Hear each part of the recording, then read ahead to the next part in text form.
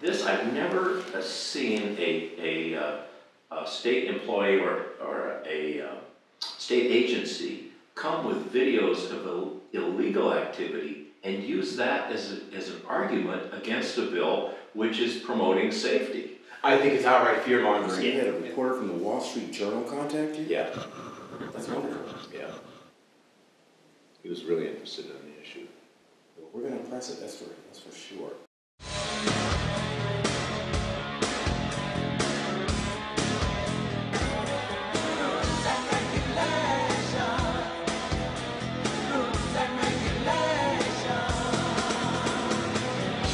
And so then, exercising extreme caution today and every day, I rode on down to the State House. Here's what happened. Obviously, they're not going to sponsor something and get behind something that's inherently dangerous to them, because my association with all motorcycle riders is safety is number one. Yes. And so I believe it has a lot of good attributes of the bill. I've had a lot of comments and calls from individuals saying, how can we help? And at this point, we're trying to get the bill out of committee.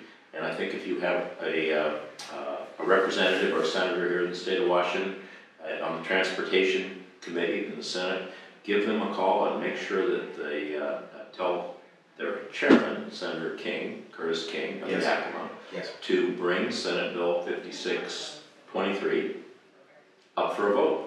Indeed, I think so. And even if it doesn't get through the House, we hope that it does. This is the type of thing that needs to be aired. Yes. Motorcycle lane filtering in New South Wales.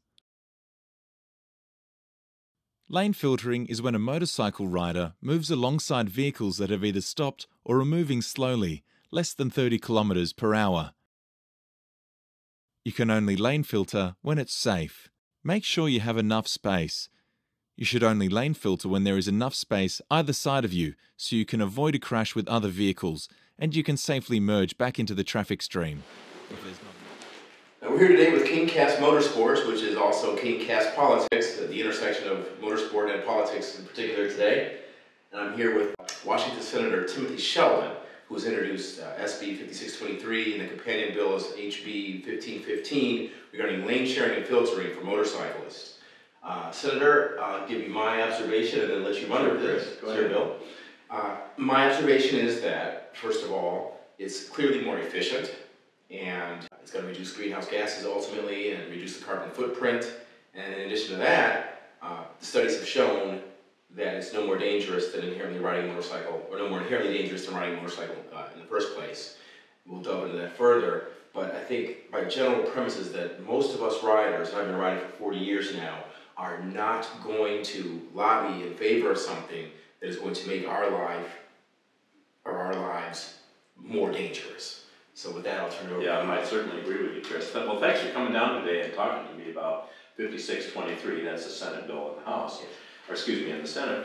And I'm not a writer, but I've been associated with motorcycle people for a long time. I've had a lot of friends in the Abate group and others, and I live out on the Olympic Peninsula. So lots of riders come around and enjoy the highway out in the Olympic Peninsula where I live. Sure.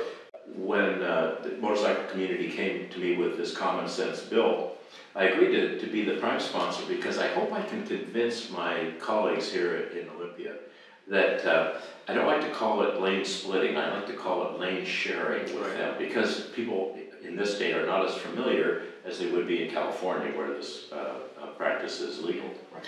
The California and all across the world. Yeah, and other countries all over. I guess we can't handle it here for some reason. We must be able to. They know something we don't know. Right. But I think we can educate people and have a good start at this, getting this passed this year.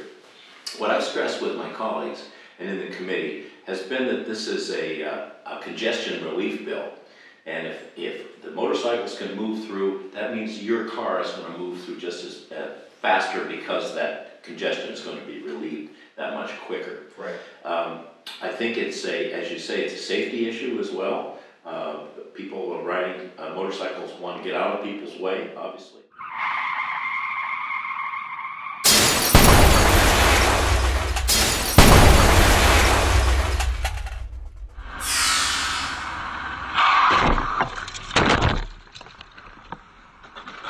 It doesn't have to be this way. As experienced motorcycle riders, we are never going to encourage law changes that would make things less safe for us on the road. Now, I sat down with WashDOT traffic engineer Tim McCall in his unofficial capacity recently to discuss his support for the bill. Now, we can greatly reduce the risk of these types of accidents, promote traffic efficiency, and reduce our carbon footprint if we pass this legislation. Experience in this country and other countries has shown that much like last year's red light bill, allowing riders to exit an intersection with non-functioning signals, there is no increase in accidents or injuries. Why can't Washington practice lane sharing and lane filtering as much of the free world currently does? The answer is that it can, it should, and it must. Legislators cannot fail to legislate out of fear or out of stereotypical politics, and now is the time. You, my friend, are right here. And cars are still approaching me at full speed. Yes. This car might be approaching me at full speed, or truck, With a crumple zone that you don't have. that I have no crumple zone. Right. Where am I supposed to go? In this one case, I split traffic and went to the front of the queue, up to the stop bar. You shared lanes and Correct. came to the front. Correct. Right, which is, I think, safer than going into the shoulder, because you never, there's all kinds of debris in the shoulder, and you're not supposed to be on the shoulder except in an emergency. Correct. Although there was really a moment that was totally misplaced, and that's when the Washington State Traffic Safety Commission testified.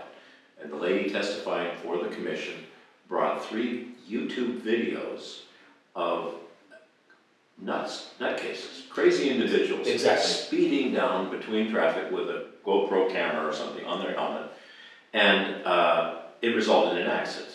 And this, I've never seen a state employee or a state agency come with videos of illegal activity and use that as an argument against a bill which is promoting safety. I think it's outright fear-mongering. Yeah. And, you don't legislate out of fear. You don't legislate, as I said in a letter that I'm sending out with this video, and you don't legislate out of fear, and you don't legislate out of some, belief in the worst case scenario. Right. Or you don't legislate around the 1% of criminality that exists in every part of society. It was totally out of place. I reacted strongly, and the people that were at the committee hearing acted very strongly as well. And I don't think other legislators appreciated the approach that the state agency took. So that is in our favor, because I think we believe in fairness. We believe giving a fair hearing. And when the motorcycle community comes to testify, in my experience after being here 24 years, they're always organized, they're always polite. They always offer solutions. Yes. They don't just come with problems, they come up with solutions, and they come with facts. And very good testimony in riding their motorcycle and making sure that everybody's safe. Well, you're here to help us, and we're here to help you do whatever we can. Yes. Thank you. Thanks, Chris. In the instructor classes for novices, but really about covering the brake. Yeah, so you're ready to react. In Ready a to split react. second. Absolutely. There's no time between taking your hand off the handlebar and going for the front brake. Yeah. You just, as you're able to, you can't always keep your fingers hovering over the brake lever, but 2 fingers, just keep resting on top of the brake lever, and if you need to use that front brake, you can go ahead and use it without having to go like that. Yeah, 1 finger, 2 fingers, whatever it is. I always keep my right foot over the back brake lever. Yeah. I always have my left hand covering the clutch lever so I can whip the clutch in real fast if I need to. And that all facilitates all the little, maneuvers that we do, not just slowing down, but, changing direction real fast or, dodging something, whatever it might be. It just helps you do that at low speed. You really need to have that really fine degree of control. It's more responsible. On a motorcycle, we don't have crumple zones. We don't have, this built-in safety, so we have to take charge of that ourselves. And part of that is splitting lanes, putting us in charge, allowing us to control our interaction with cars, allowing us to control our environment. And it's that control that gives us safety when we don't have the whole cage around us. Yeah. The width of our vehicle is as wide as our shoulders. That is the widest point, right? And so what's that, like 2 feet, 3 feet? So long as we've got a good 4 feet or 5 feet wide, which is what the gap is between most lanes, it's more than enough, and it's just fine, just plenty safe. And then what we also do is we sit up so high on bikes, and our vision is so unobstructed that it's very easy to spot when a car is going to change lanes.